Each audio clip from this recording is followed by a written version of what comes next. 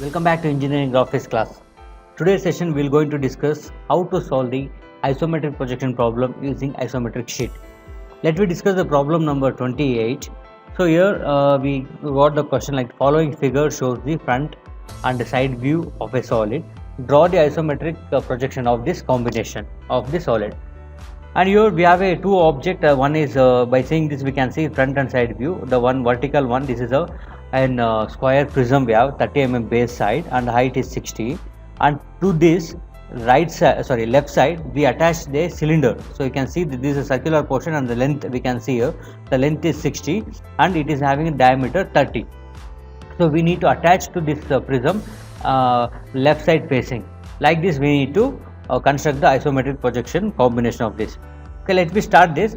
First we need to draw the square prism by taking the 30 mm side here. So we can take it from here. Three boxes, 1, 2, 3, then 1, 2, 3, then 1, 2, 3, and 1, 2, 3. Like this we need to join it. And the height they given 60, so we need to take from the front three corners 6 boxes. We will move it down 1, 2, 3, 4, 5, 6. Same way here also 1, 2, 3, 4, 5, 6. And then from this side again 1, 2, 3, 4, 5, 6.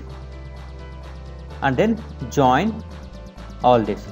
Now we got the square prism is finished. And next we need to place a cylinder horizontally in the facing left side to the center of this one. To get the center, so we will draw the center line midpoint. So like this from here the 3 means 1, 2, 3 and of midpoint. So we will get it. 6 means 3, 3, 1, 2, 3 and here 1, 2, 3. The midpoint is this. And here we need to make one more frame of 30. So when we make the frame of 30, because the diameter is 30, so we need to construct the square frame.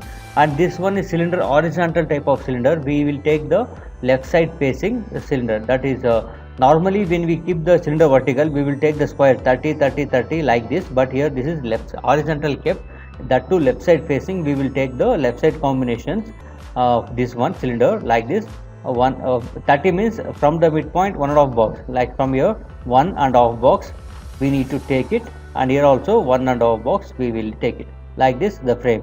Downside also from here 1.5 box and we will construct it like this. So this is the one square frame for the cylinder which we need to place horizontal direction. And next after getting this, so we can delete this line.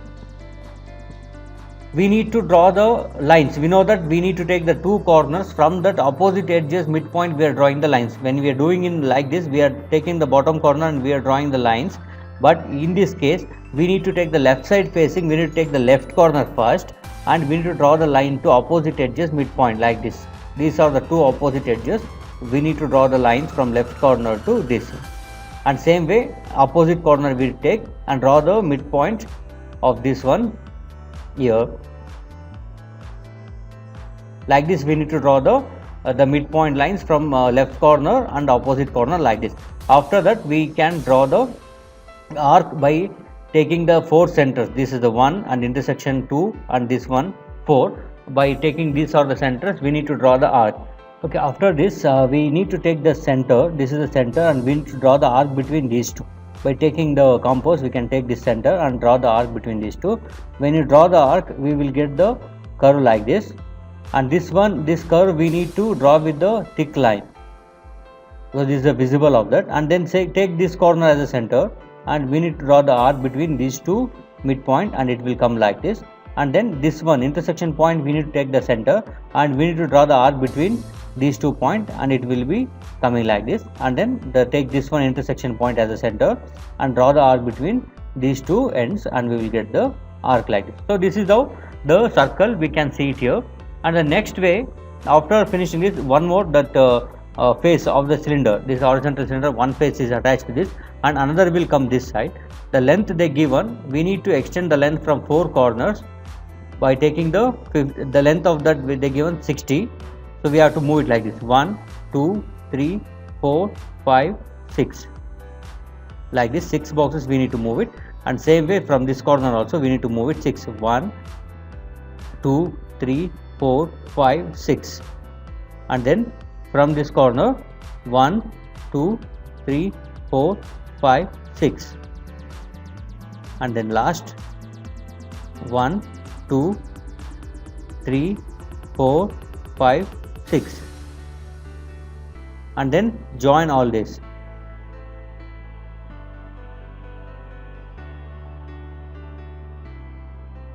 Okay, we need to join this frame. After that you can delete the lines which we taken to measure it, only the frame is needed. Now same technique, we need to draw the arc between your midpoint from bottom corner to this is the midpoint, we need to draw it, the lines, and same way from this corner to opposite edge midpoint we need to draw the line, and from the opposite corner from this one to we need to draw the line to midpoints of this, and then from this corner to the midpoint. Like when we taking the left side facing, left corner we have to take to draw the line, and opposite corner we have to take it.